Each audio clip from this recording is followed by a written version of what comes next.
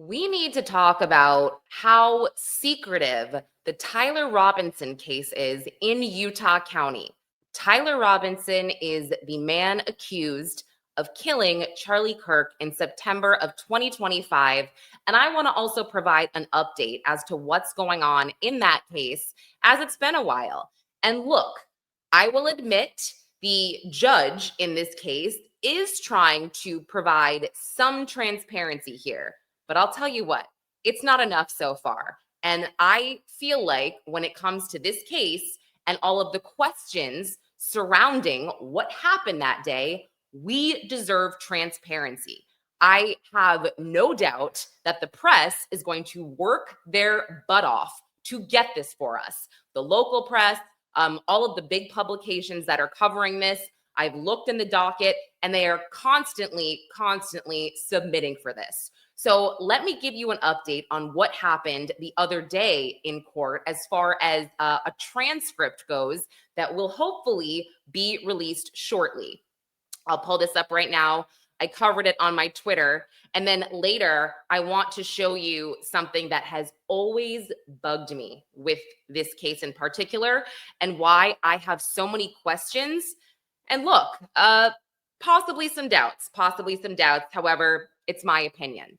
So I tweeted this yesterday, and it says a Utah judge has ordered the release of a redacted transcript and audio from a previously closed October hearing in the Tyler Robinson case, where he is charged with aggravated red rum and other felonies in the fatal shooting of Charlie Kirk during a campus event in September.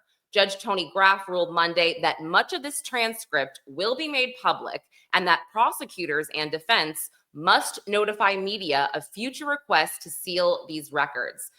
They really want to address these transparency concerns, which is great. But I'll tell you why I'm not super happy about this in particular, but yeah, I'll get there. Robinson, who has not yet entered a plea, is next due in court January 16th, 2026, when a defense motion seeking to disqualify the Utah County Attorney's Office will be considered. Okay, so yes, we are making progress in the right direction with getting transcripts released. And yes, great. But the transcript that they are referring to specifically, that hearing in October is really just talking about whether or not Tyler Robinson should be able to wear street clothes to his next hearing or whether or not he should be unshackled. I mean, again, great. I really want transparency, but it's kind of like, yeah, you're fighting and you're acting like big man judge just for, telling us if he can wear street clothes or not. Anyway, I'm not exactly minimizing the fact that they're taking steps in the right direction. I'm just saying, don't expect us to, give you a pat on the back for that particular transcript. I want to go over what I read at the end, by the way, and that has to do with the defense trying to get the prosecutor's office disqualified. And this filing, it was initially sealed, of course, this defense filing. It was later refiled with some redactions, but basically, Tyler Robinson's attorneys, they argued that a conflict of interest exists because a family member of the Utah County Prosecutor's Office was actually present that day at the Utah Valley University event where Charlie Kirk was killed.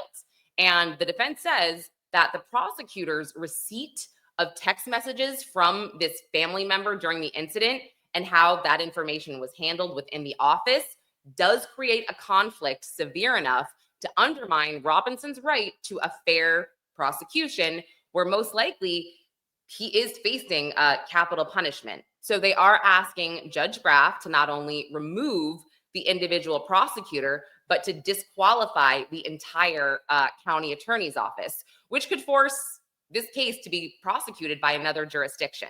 So there will be a hearing on that January 16th, 2026. I will admit right now, I have not done my homework on this judge, but I plan on it.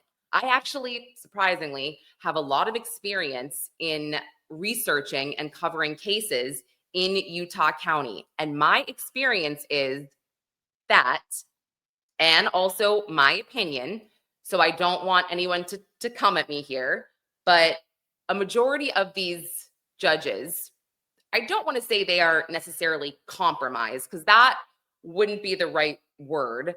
But Utah basically is predominantly run by the Mormon church, and that includes judges. And if I had to guess here, I would guess that this judge will possibly rule that this prosecutor must be excluded. But I think there is no shot in HELL that this goes to another jurisdiction. I'm sorry. There is no way. And that's my opinion. And if that happens, I will come right back on here on this YouTube and be like, I am the dumbest person ever. No, just kidding. I would just say, like, I was wrong, but based on my experience, yeah, not going to happen. Let's see what else. What's also interesting is that Tyler Robinson, he has not entered a plea yet. So I think that'll be interesting to see what the judge rules in January. Again, it's January 16th, 2026. And possibly by then, he will have entered a plea. But there will also be, I think it is, yes, May of 2026. That is one of the first status hearings with discovery, where we will hopefully see lots of evidence at that point. And when I say hopefully see, again, I'm saying that because we don't know what will be shown to the public at that point. If this hearing will be streamed, we don't know what this judge will rule when it comes to transparency. And that's something about Utah, by the way. And it's similar to Los Angeles, California, where there could be transparency, there could be cameras in the courtroom, but it's all dependent on the judge. Okay. Something else I wanted to bring up, and I believe I discussed this very, very early on. If you have been listening or watching this podcast, this was back in September. And yes, I can't believe I've been doing this Los Angeles Magazine YouTube podcast since December. But this is, here, I'll bring this up right now. This is something that always bothered me with this case. I mean, always bothered me. Let me see if I can make it any bigger for you. Okay. These are the text messages between Tyler Robinson and his roommate. And look, before I, just for a second here, before I really get into these, I mean, let's be honest, there's a lot of conspiracy theories surrounding this case. We still don't necessarily know the motive that Tyler Robinson had in shooting Charlie Kirk. I find this whole case to be extremely odd. I found it, to be very odd, the fact that Kash Patel was very, very close friends with Charlie Kirk.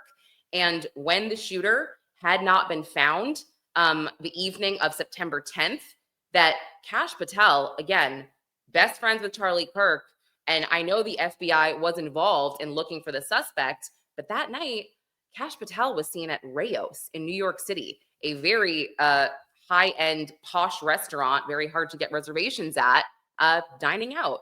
And look, even if the FBI was working on it, was searching with the Utah County Sheriff's Office, it's a bad look for the director of the FBI to be out dining and not at least, somewhere hiding out, pretending like they're searching. I mean, just bad optics. And I did not see that reported enough, in my opinion. I really didn't. So in my head, again, my opinion, I just kept thinking, well, does he know who the shooter is? Does he know that he's going to be contained? I mean, I don't know if you remember this when Kash was also tweeting out they had the suspect. Then he had to say, no, we don't. I mean, a total mess. So yeah, from the start, I found this to be so strange, as well as the footage where Tyler Robinson is allegedly jumping from a ledge with an AR-15 or rifle in his pocket. I mean, that didn't make sense to me either. So going back to that, when the Utah County Sheriff's Office had this presser and Jeff Bray, the AG, read through these text messages, I was sitting there and I was like, wow, these are so convenient, these text messages between Tyler Robinson and his lover / roommate. I mean, it's not very often, again, that you get cases or you get cases like this where everything is explained to you. You have all these questions, but nope, everything's explained in text messages. I just feel like at this point, are people that stupid to put everything in writing? I mean, maybe they are, right? I don't know. But these text messages, look, Robinson, I am still okay, my love, but stuck in Orem for a little. Oh, wait, I went too far. So here it goes. Or I started ahead. On September 10th, the roommate received text messages from Robinson, which said, "Drop what you are doing. Look under my keyboard." The roommate looked under the keyboard and found a note that stated, "I have the opportunity to take out Charlie Kirk, and I'm going to take it." Wow. Okay. He just told us he was guilty. Cool. They find a photograph of this note, and then the text messages that I will read just took place. After reading the note, the roommate responded, "What? You're joking, right? I am still okay, my love, but I am stuck in Orem for a little while longer yet." Okay. I mean, again, I don't know how this guy talks, but I'm like, are we, are we Little House on the Prairie? A little while longer yet. Shouldn't be long until I can come home, but I gotta grab my rifle still. To be honest, I had hoped to keep this secret till I died of old age. I am sorry to involve you. Roommate says, "You weren't the one who did it, right?" Robinson, "I am. I'm sorry." I mean, what? It's just like, it's all here for you. How convenient is that for law enforcement? Roommate, "I thought they caught the person." Robinson, "No, they grabbed some crazy old dude, then interrogated someone in similar clothing.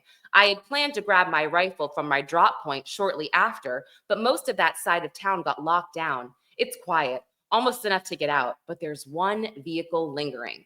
Roommate, "Why?" Robinson, "Why did I do it?" Roommate, "Yeah. I mean, they're trying to give us a motive, literally via text, and I just can't." I mean, guys, is this so fake or is it me? Sorry, my opinion. Why did I do it? Yeah, I had enough of his hatred. Some hate can't be negotiated out. If I am able to grab my rifle unseen, I will have left no evidence. Going to attempt to retrieve it again. Hopefully, they have moved on. I haven't seen anything about them finding it. How long have you been planning this? Oh, another question that's important. A bit over a week, I believe. Look, guys, I'm not going to go into this any longer. I'm going to put this in the episode notes because honestly, I'm insulted. I think we should all be insulted personally, just because, again, I've never seen anything like this. Like, let me do all of the questioning that the police will do as a lover slash roommate. I mean, yeah, I don't know. Again, take a think about this, and I will be following this case, and I will post updates here on lamag.com.